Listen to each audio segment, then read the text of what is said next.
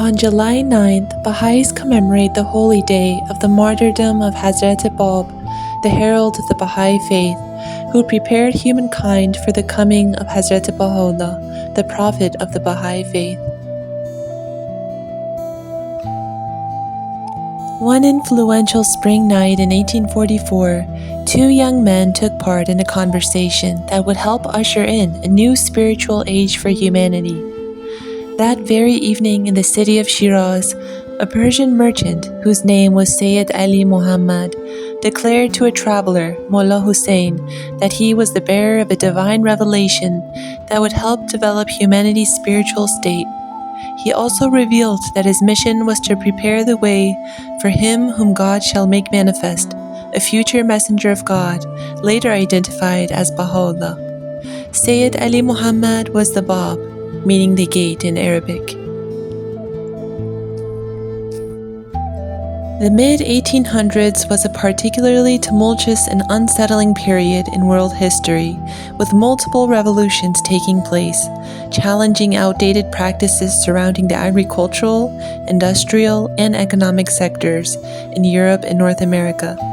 Also during this time, followers of different religions sensed and understood, also from prophecies and holy scriptures, that the time was near for the coming of a new manifestation of God to guide humanity and develop their spiritual state.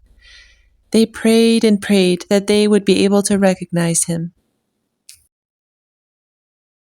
Mulla Husayn, a scholar, to whom the Bab had revealed his lofty divine mission in the city of Shiraz, had always been determined to fulfill this momentous quest.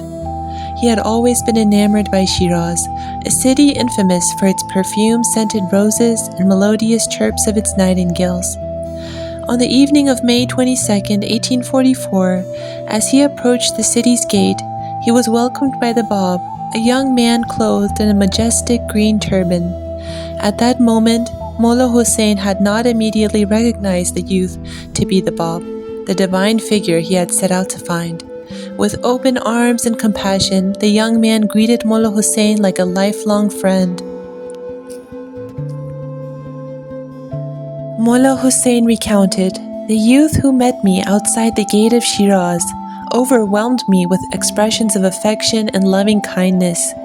He extended to me a warm invitation to visit his home and there refresh myself after the fatigues of my journey." Throughout that sacred evening, the two men conversed in deep discussion.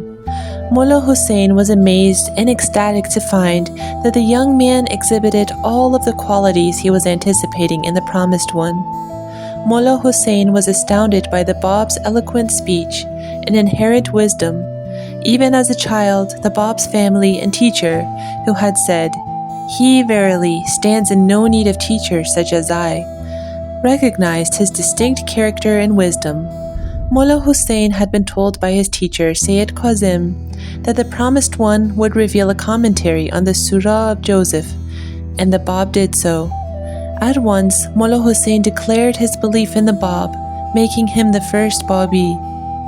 Prior to his departure early the next morning, the Bab told Mulla Husayn, "O thou who art the first to believe in me, verily I say, I am the Bab, the gate of God.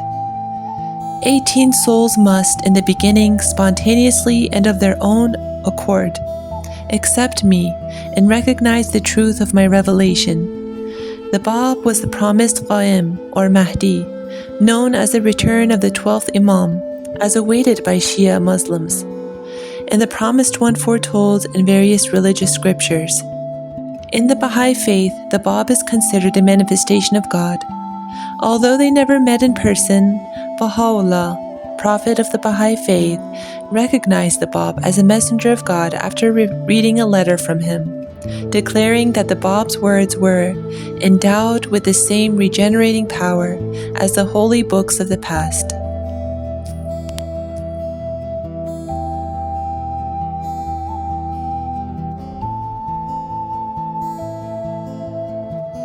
Within weeks of the Bab's declaration, an additional 17 people declared their belief in him.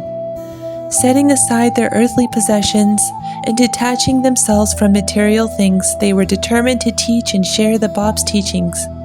The first 18 followers of the Bab are known as the Letters of the Living. One of the Bab's followers included Hazrat, a female poet known for her strength, bravery, and spiritual steadfastness. She played a momentous role in addressing the need for true equality between men and women, a Bahai teaching and principle that was highly unacceptable and unheard of in mid-19th century Persia. The final of the Bab's followers included a young man whom the Bab had entitled Qudus, meaning the Most Holy. Qudus exhibited much faith, dedication, and love in the Bab's cause, earning him a particularly special station among the Letters of the Living. The Bab was born on October 20th, 1819, in the southern Iranian city of Shiraz. He set out to enlighten and prepare humanity for the imminent coming of a new stage of human history, one that would work toward the establishment of peace and unity amongst the human race and usher the development of a world civilization built on spiritual and material growth. The Bab proclaimed that this ideal station would be established through the teachings of a divine manifestation of God, referred to by the Bab as He whom God shall make manifest, known as Baha'u'llah, meaning glory of God. The Bab declared that God had sent him to prepare humanity for the coming of Baha'u'llah, who would bring about everlasting peace and justice throughout the world, as foretold in all the scriptures of previous religions. The Bab's followers shared his message far and wide throughout Iran.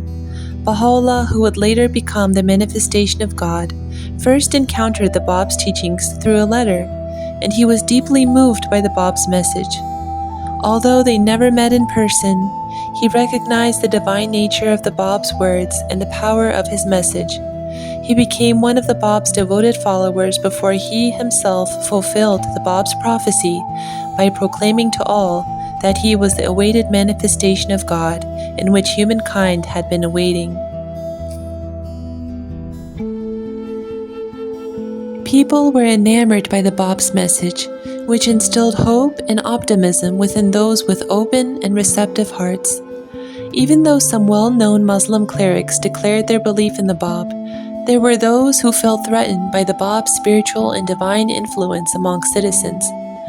Those opposing the Bab feared that their influence, power, and authority would be jeopardized if people were enlightened with the truth of the Bab's message. Therefore, they criticized the Bab's teachings and were determined to harm him and his followers. Throughout Persia, they set out to spread false rumors in mosques and schools, streets and bazaars. Such controversies stemming from enemies led to the Bab's exile from city to city and prison to prison.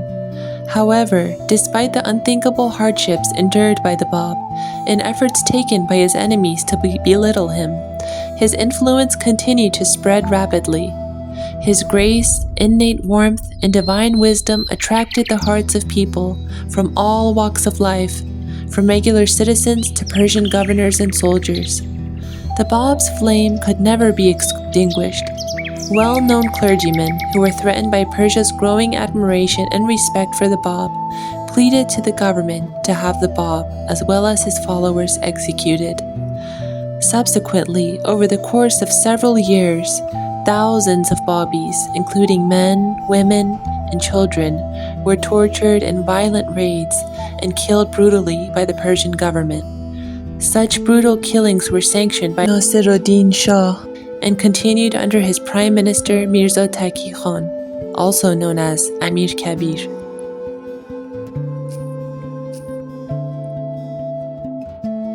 Devastatingly, in 1850, Mirza Taqi Khan, Grand Vizier of Nasiruddin Shah, ordered the Bab's execution. When the time arrived on July 9th for the guards to take the Bab to be executed, the Bab told them that no earthly power could deter him from finishing a letter he had been dictating in his prison cell with his secretary Sayyid Husayn. A large crowd gathered on rooftops overlooking the barrack square in the city of Tabriz, Iran, where the Bab was to be executed by a firing squad. Anis, a young man and devoted follower of the Bab, pleaded with the Bab that he may too sacrifice his life for his cause. The intensity of the sun's heat permeated the atmosphere as the guards ruthlessly suspended the Bab and Anis to a wall with ropes. A regiment consisting of 750 soldiers opened fire in 3 consecutive rounds. When the resulting dust and smoke settled, the crowd witnessed a miraculous sight. The Bab was nowhere to be seen, and Anis was completely unharmed, standing beside the barracks wall. They had both been spared by the several thousands of bullets. Only the ropes by which they had been suspended were damaged. The Bab was found to be back in his prison cell, finishing up a conversation with his secretary.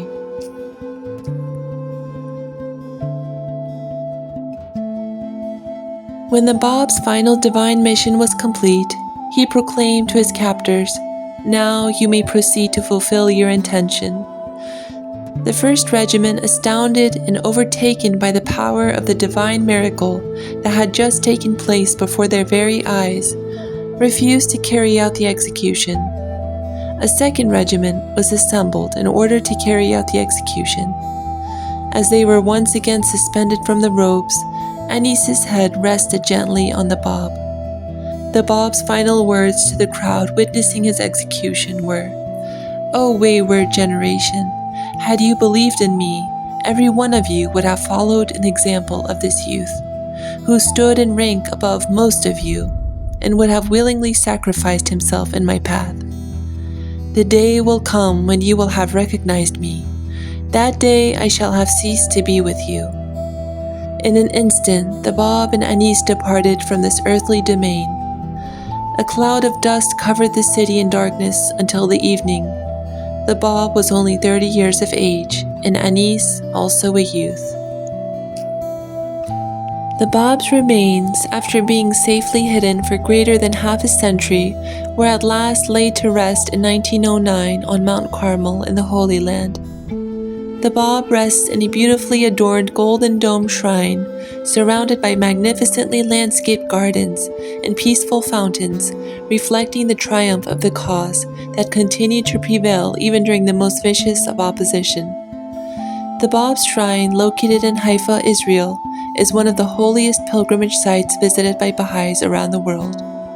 The Bab is recognized and accepted by Baha'is around the world as the herald of the Baha'i Faith, paving the way for the promised manifestation of God, Baha'u'llah, and his writings are also a source of spiritual truth, reflecting the resplendent light of God.